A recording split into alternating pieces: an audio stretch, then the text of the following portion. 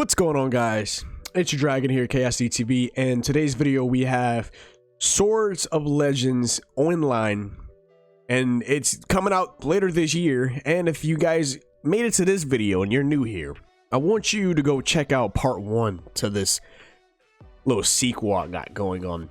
I spoke about the basic core of the game and everything you need to know about the game in my last previous video. If you want to watch it, I'll leave it in the link below and in the top right hand corner before you watch this, or you can watch this and then go watch. Actually, matter of fact, how about this? Just watch both. It works, okay? And then give it a thumbs up as well. So right now, this video, I want to focus solely on the character classes that you'll be playing, because I'm pretty sure that's probably one of the most key points that that would be a make or break for a lot of players.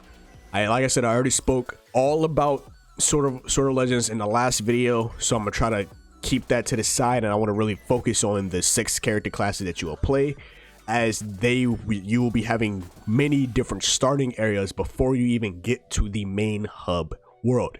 Now, our first one in particular, what we're gonna have is the spell sword. So as a spell sword, you are well versed in many ancient techniques, including the art of teleportation, which allows them to move a whole team to a previously marked location. The spell sword tradition is based on the 9 imperial sword techniques, which were honed and refined by the immortal Xing Yang.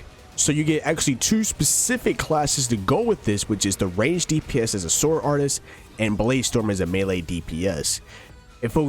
Sword artist is focused more on ranged combatants.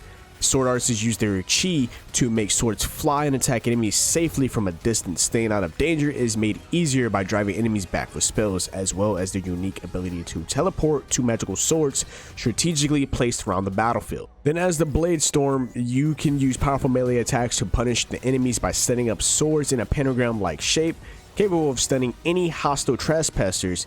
Now, these masters of the ancient blade can move across the battlefields of Swords of Legends online with lightning speed, leaving behind mere echoes of their previous location while striking their enemies with deadly blows. So focusing more on the Reaper as a highly versatile class can virtually become a manifestation of death itself, capable of hunting enemies with increased speeds and strength while teleporting to other locations and swiftly and stealthily spraying traps on their enemies. Which, of course, as I can already tell, this is going to be, it's more of an assassin DPS, and we have the occultists, which they support. The Reapers command a range of powerful curses and breed poisonous creatures to deploy in combat. In the darkness, they lie in wait for their enemies, while the occultist is schooled in the ancient healing techniques recorded by the Lao tribe in the Book of Blessed Healing.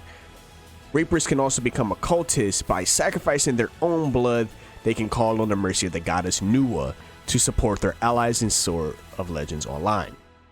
So as the berserker class, as it probably will be your more warrior type, they have the drunken master as your tank and the slayer as your DPS. As a slayer, you can combine the essence of Shenong with the finest swordsmanship in the empire. The slayers slice and dice their way through the front lines regardless of the cost, using swift and brutal attacks. Then as a drunken master, you use specially brewed medicinal wine to make their movements and attacks even wilder and less predictable, granting them a fortuitous edge in combat through their intoxication. They can harness the force of the wind to block enemy attacks or summon a wolf who howls, stir their allies into a frenzied action. So as a bard, bards play an important role in the combat of Swords of Legends online by providing their allies with supporting damage or protection, which allows them to get 2 different classes as dissonance, ranged DPS, and harmony support.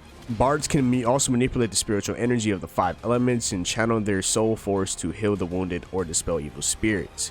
As dissonance, the spiritual energies of the 5 elements dance to the tune of the bard's music. Using their virtuous skills, bards can harness these elements, weaving specific effects into the magical attacks. This symphony of tone and element is what makes Bard's soul force so notoriously powerful. Then as you play as a summoner, you can conjure up various spirits to aid you while you utilize spiritual energy to damage foes or support allies in the combat. You get 2 different classes, which is called Nature's Wrath, which is your ranged DPS, which offering themselves as nature's tools. Summoners use their innate ability to summon spirits to attack their opponents. And then you have Nuwa's Blessing, which is your support class version of this.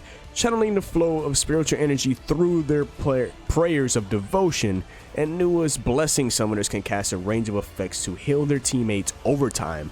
And then a healing fairy Molu can be summoned to further sustain their allies through challenging fights or commanded to use specific skills when in trouble. Last but not least, we have the spearmaster. Thanks to their manual dexterity and knowledge of mechanics, spearmasters have the power to summon special constructions which they and their allies can sell superfluous items to.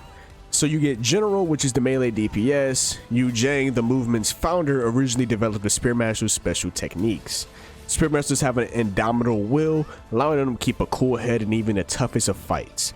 And then you have the Phalanx, which is a tank with expert use of their armor. The Spearmaster becomes a living bulwark whose fighting spirit is utterly unswerving. And with that being said, guys, that was your quick class overview of all 6 characters and a little bit more explanation and deep diving into them. Every class has at least 2 different set classes that you can use within them, whether it's being a tank, whether it's being a support, whether it's being a melee DPS or being a ranged DPS. You have a plethora. Will you guys be playing this when it comes out? This game looks amazing, and the more I cover this game, the more I want to play it myself, and I might be playing it when it comes out. If you are going to be playing it, please let me know in the comment section below. With that being said, guys, it's been your favorite dragon here at KSDTV, signing out. Peace. I ain't rapping for clout, I know the fame is empty, and it's a dangerous perk, it make a hater friendly. But if the shine come with an opportunity, it's whatever, I'ma win, gotta do what I gotta do. If the ambition open doors, I'm gon' stop. Already know I'm the man, don't need no props. The ambition that I got, make the hoes watch. Ambition open doors, breaking those locks. If ambition open doors, I'm gon' quit. I fell in love with the money, fuck my old